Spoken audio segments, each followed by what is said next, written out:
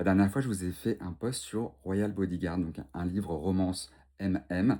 Et là, je vais vous parler donc de son spin-off Royal Disaster. Vraiment, j'ai adoré. Donc, c'est toujours par Aimée Lou, deux autrices que j'aime beaucoup, que j'ai découvert il n'y a pas si longtemps que ça. Mais vraiment, depuis que je les connais, je n'arrête pas de dévorer leurs livres.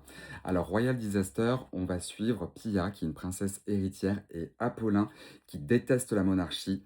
Autant vous dire que la rencontre, elle est explosive. Et en fait, on va suivre tout ça tout en étant baladé.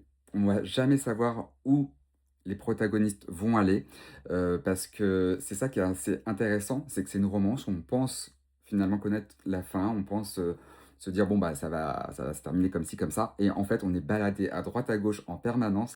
Elles ont su créer la surprise tout le temps et en fait, chaque page qu'on tourne, on a envie de savoir la suite. Je l'ai lu en 3 jours.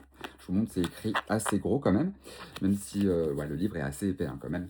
Mais, je l'ai lu hyper rapidement. En fait, ce que j'ai apprécié peut-être un petit chouïa plus par rapport à Royal Bodyguard, c'est qu'on rentre vraiment à fond dans le royaume. On comprend comment il fonctionne.